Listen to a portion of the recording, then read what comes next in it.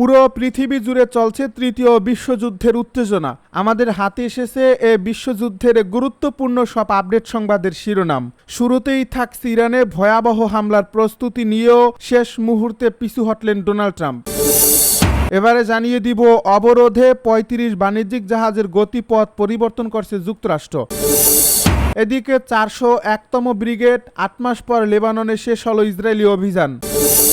আরও থাকছে পাকিস্তানে বিক্ষোভস্থলের মাঝে আত্মঘাতী বোমা হামলা, নিহত ৭।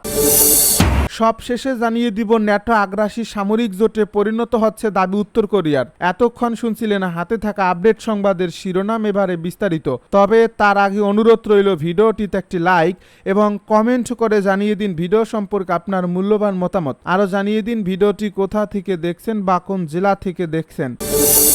ইরানে ভয়াবহ হামলার প্রস্তুতি নিয়েও শেষ মুহূর্তে পিছু হটলেন ডোনাল্ড ট্রাম্প। ইরানের উপর পরিকল্পিত বড় ধরনের সামরিক হামলা আপাতত স্থগিত করা হয়েছে বলে ঘোষণা দিয়েছেন যুক্তরাষ্ট্রের প্রেসিডেন্ট ডোনাল্ড ট্রাম্প। তবে তিনি বলেছেন তেহরানের সঙ্গে দ্রুত একটি সমঝোতা চুক্তি সম্পন্ন হওয়ার শর্তেই এই সিদ্ধান্ত কার্যকর থাকবে। রোববার সামাজিক যোগাযোগ মাধ্যম ট্রুথ সোশ্যালে দেওয়া এক পোস্টে ট্রাম্প বলেন, ইরানের বিরুদ্ধে যুক্তরাষ্ট্রের সামরিক বাহিনী প্রস্তুত ছিল, তবে মধ্যপ্রাচ্যের কয়েকটি দেশ এবং ইরানের পক্ষ থেকে হামলা স্থগিত রেখে আলোচনার সুযোগ দেওয়ার অনুরোধ পাওয়ার পর তিনি পরিকল্পিত হামলা বাতিলের সিদ্ধান্ত নিয়েছেন। ডোনাল্ড ট্রাম্পের ভাষ্য, সম্ভাব্য চুক্তির কাঠামো নিয়ে ইতিমধ্যে সমঝোতা হয়েছে। তিনি আরও দাবি করেন, এই সিদ্ধান্ত ইসরায়েলের সঙ্গে আলোচনা করে নেওয়া হয়েছে। এর আগে মার্কিন সংবাদ মাধ্যমে প্রকাশিত খবরে বলা হয়, সপ্তাহান্তে ইরানের জ্বালানি অবকাঠামো লক্ষ্য করে বড় ধরনের হামলার পরিকল্পনা করছিল ওয়াশিংটন। যুক্তরাষ্ট্রের সংবাদ মাধ্যম সিবিএস নিউজ বিবিসির মার্কিন অংশীদার একাধিক সূত্রের বরাত দিয়ে জানায়, শুক্রবার ট্রাম্পের মন্ত্রিসভার বৈঠকেও এ পরিকল্পনা নিয়ে আলোচনা হয়। সেই বৈঠকে সাংবাদিকদের উপস্থিতিতে ট্রাম্পকে বলতে শোনা যায়, আমরা তাদের খুব কঠোরভাবে আঘাত করব, একসময় তারা বলবে আর সহ্য করতে পারছি না। অন্যদিকে ইরান এর আগে যুক্তরাষ্ট্রের বিরুদ্ধে উত্তেজনা বাড়ানোর অভিযোগ তোলে। তেহরান সতর্ক করে বলেছে, ওয়াশিংটনের সঙ্গে সহযোগিতা করলে এই অঞ্চলের যে কোনো দেশ যুদ্ধের আগুনে পুড়ে যাবে। এদিকে যুক্তরাষ্ট্রের মধ্যপ্রাচ্যে অবস্থানরত নিজেদের নাগরিকদের সতর্ক থাকতে এবং পরিস্থিতির অবনতি হলে দ্রুত এলাকা ছাড়ার প্রস্তুতি নিতে বলেছে। মার্কিন নিরাপত্তা সতর্ক বার্তায় সম্ভাব্য ফ্লাইট বাতিল, আকাশসীমা বন্ধ এবং ভ্রমণে বিঘ্ন ঘটার আশঙ্কার কথাও উল্লেখ করা হয়েছে। এদিকে মার্কিন সংবাদ মাধ্যম অ্যাক্সিওস জানিয়েছে, সৌদি আরবের যুবরাজ মোহাম্মদ বিন সালমান শনিবার ডোনাল্ড ট্রাম্পের সঙ্গে টেলিফোনে কথা বলেন এবং সম্ভাব্য হামলা নিয়ে উদ্বেগ প্রকাশ করেন। বার্তা সংস্থা রয়টার্সও এ ফোনালাপের তথ্য নিশ্চিত করেছে। গত জুনে যুদ্ধবিরতি ভেঙে যাওয়ার পর থেকে ওয়াশিংটন ও তেহরানের মধ্যে পাল্টাপাল্টি হামলা বেড়েছে। যুক্তরাষ্ট্র সম্প্রতি ইরানের বিরুদ্ধে বড় ধরনের বিমান হামলা চালানোর কথা জানিয়েছে। অন্যদিকে ইরানও মধ্যপ্রাচ্যে মার্কিন ঘাঁটি লক্ষ্য করে ক্ষেপণাস্ত্র ও ড্রোন হামলা চালিয়েছে এবং বৈশ্বিক জ্বালানি পরিবহনের গুরুত্বপূর্ণ পথ হরমুজ প্রণালীতে জাহাজ চলাচল ব্যাহত করার চেষ্টা করেছে। অবরোধে ৩৫টি বাণিজ্যিক জাহাজের গতিপথ পরিবর্তন করছে যুক্তরাষ্ট্র। ইরানের বিরুদ্ধে চলমান সামুদ্রিক অবরোধে ৩৫টি বাণিজ্যিক জাহাজের গতিপথ পরিবর্তন করছে যুক্তরাষ্ট্রের সেন্ট্রাল কমান্ডো। এছাড়া 2টি জাহাজ অচল করে দেওয়া হয়েছে এবং আরও 2টি জাহাজের তল্লাশি চালানো হয়েছে, খবর সাফাক নিউজের। শনিবার সেন্টকম এক বিবৃতিতে এই তথ্য জানায়। এর আগের দিন সেন্টকম জানিয়েছিল, তারা 30টি বাণিজ্যিক জাহাজের গতিপথ পরিবর্তন, 2 জাহাজ অচল এবং আরও 2টি জাহাজের তল্লাশি চালিয়েছে। যুক্তরাষ্ট্রের সেনাবাহিনী 14 জুলাই থেকে ইরানের বিরুদ্ধে এই সামুদ্রিক অবরোধ আবার শুরু করে। ওয়াশিংটনের দাবি, হরমুজ প্রণালী দিয়ে চলাচলকারী জাহাজে ইরানের হামলার জবাবে ইরানের বন্দর ও উপকূলীয় এলাকায় যাতায়াতকারী জাহাজগুলোকে লক্ষ্য করে এই অভিযান চালানো হচ্ছে। ৪০১তম ব্রিগেড ৮ মাস পর লেবাননে শেষ হলো ইসরায়েলি অভিযান। দক্ষিণ লেবাননে ৪০১তম ব্রিগেডের অভিযান শেষ হয়েছে বলে জানিয়েছে ইসরায়েলি সেনাবাহিনী। রবিবার প্রকাশিত এক সামরিক বিবৃতিতে বলা হয়, ৯১তম ডিভিশনের অধীনে থাকা ৪০১তম ব্রিগেড ৮ মাস আগে ওই অঞ্চলে অভিযান শুরু করেছিল। এই বিবৃতিতে বলা হয়, এই সময়ে ব্রিগেডটি সীমান্ত জুড়ে প্রতিরক্ষামূলক কার্যক্রম পরিচালনার পাশাপাশি দক্ষিণ লেবাননের তথাকথিত নিরাপত্তা অঞ্চলে বিভিন্ন সামরিক অভিযান চালায়। এই অভিযানের সময় তারা হিজবুল্লাহর ১,২০০টিরও বেশি স্থাপনা ধ্বংস করেছে। এর মধ্যে শত শত মিটার দীর্ঘ ভূগর্ভস্থ সুড়ঙ্গ রয়েছে বলে উল্লেখ করা হয়। এছাড়া সেনাবাহিনীর দাবি, এই অভিযানে ৬০০টিরও বেশি অস্ত্র উদ্ধার করা হয়েছে এবং ৬০ জনের বেশি হিজবুল্লাহ সদস্য নিহত হয়েছে।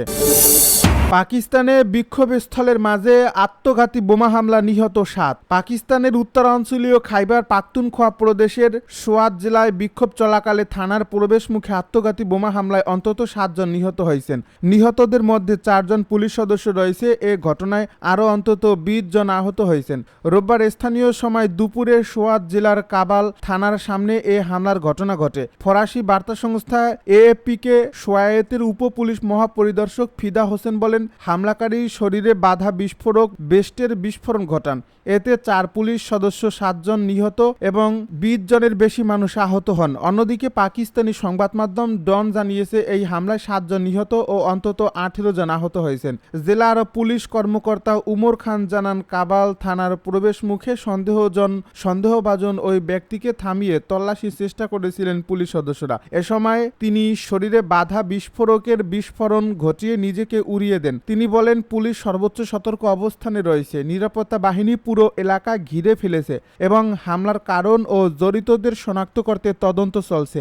স্থানীয় সূত্র জানায়, সাম্প্রতিক সন্ত্রাসী হামলার প্রতিবাদে রোববার কাবাল চত্বরে শত শত মানুষ বিক্ষোভ করেছিলেন। সেই সময় থানার ফটকের কাছে শক্তিশালী বিস্ফোরণের ঘটনা ঘটে। তবে তাৎক্ষণিকভাবে কোনো গোষ্ঠী হামলার দায় স্বীকার করেনি। এর আগে একই দিন সকালে প্রাদেশিক রাজধানী পেশোয়ার ইসলামাবাদ মোটরওয়ে টোল প্লাজার কাছে একটি আইইডি বিস্ফোরণে 2 পুলিশ সদস্য আহত হন। এছাড়া গত 30 জুলাই হাঙ্গু জেলায় একটি পুলিশ চেকপোস্ট সন্ত্রাসী হামলায় 9 পুলিশ সদস্য নিহত হন। সাম্প্রতিক সময়ে খাইবার পাখতুনখোয়া প্রদেশে সন্ত্রাসী হামলার সংখ্যা উল্লেখযোগ্যভাবে বেড়েছে। Pakistan institute for conflict and security স্টাডিজের সর্বশেষ মাসিক নিরাপত্তা মূল্যায়ন প্রতিবেদনে বলা হয়েছে, একীভূত জেলাগুলো বাদ দিয়ে শুধু খাইবার পাখতুনখোয়া প্রদেশেই জুলাই মাসে বিভিন্ন হামলা ও সহিংসতায় 154 জন নিহত হয়েছেন।